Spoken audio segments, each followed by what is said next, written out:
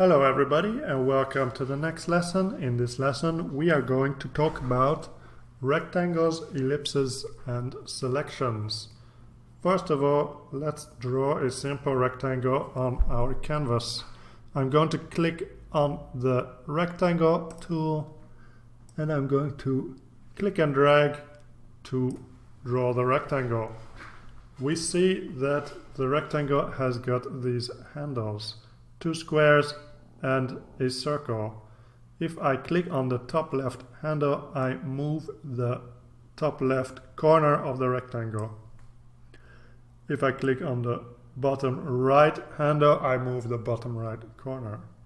We also see this circle. Let's click on it and see what happens. I see that I've given the rectangle a rounded edge.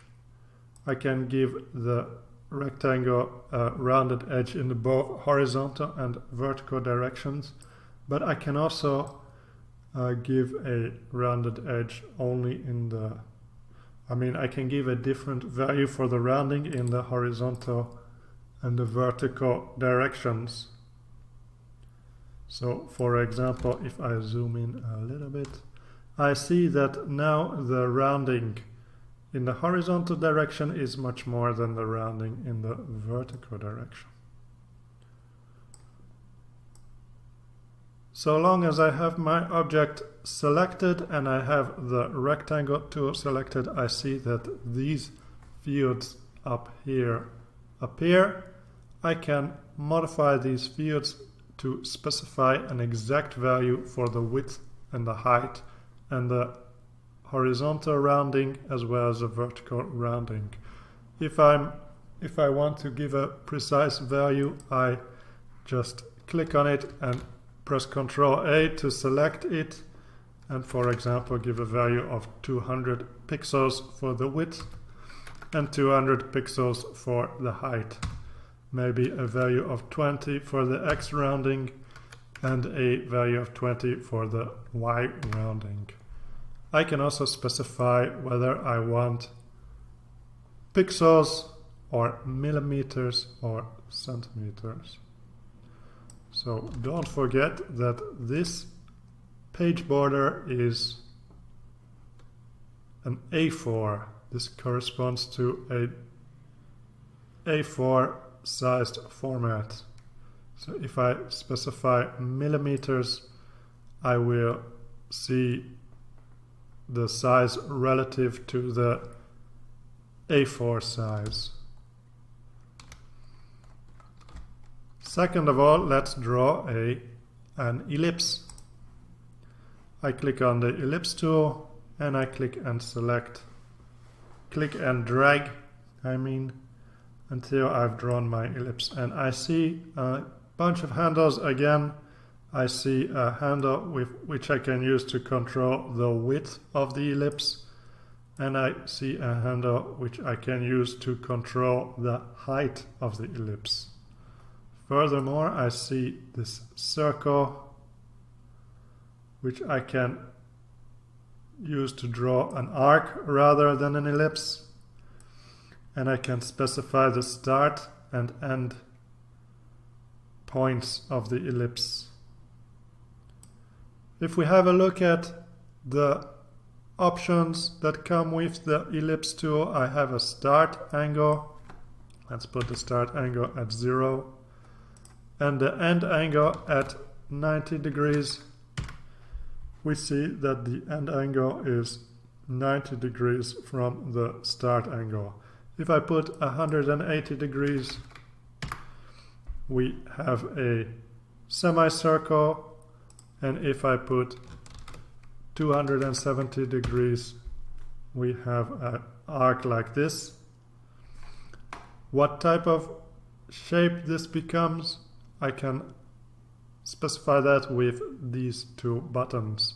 I can choose either switch to segment, which becomes a kind of Pac-Man shape, or I can switch to unclosed arc.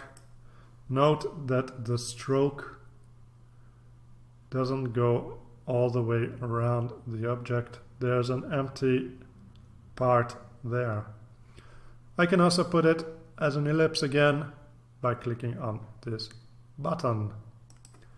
Finally, I want to talk to you about the selection tool. This top arrow is the selection tool. If I click on it and then click on an object, I see that that object is selected.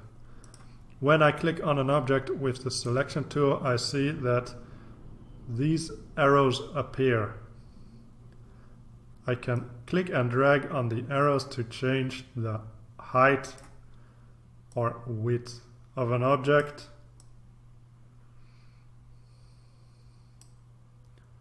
And I can also click and drag on the arrows to do it for the ellipse as well.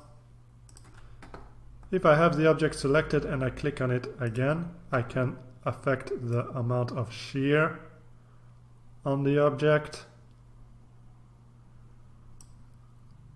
either in the horizontal or vertical axis, and I can also rotate the object. So in summary, you click on it once to be able to resize it, and click on it again to be able to rotate or shear it. If I want to move it, I just click on it and click and drag to move it somewhere else. Also, when I have my selection tool selected, I see that these options appear. I have the option to select all objects or select all objects in visible and unlocked layers. We will talk about that later. Deselect any objects.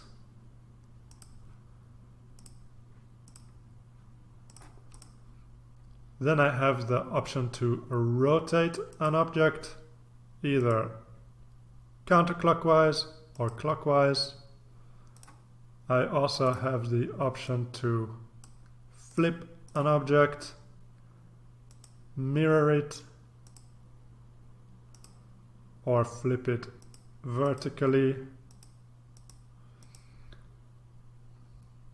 Then I have the option to change the layer, to change the height on the layer, I should say. What that means, for example, I have two objects now and the ellipse is drawn on top. This is because in the z-axis it has a higher value. If I want to change the order in which they're drawn, I want to put this rectangle on top, then I can use these buttons to modify that. I have send it to the bottom, or move it one step down, or move it one step up, or send it to the top. If I select the rectangle and click send up one step, it's moved up above the ellipse. I also have the possibility to accurately specify the x-coordinate and the y-coordinate if I want to, and I can also accurately specify the width and the height, which again can be done in pixels or feet or millimeter, inches, whatever you like. That was all for today. Thank you for watching. I will see you in the next lesson. Bye bye.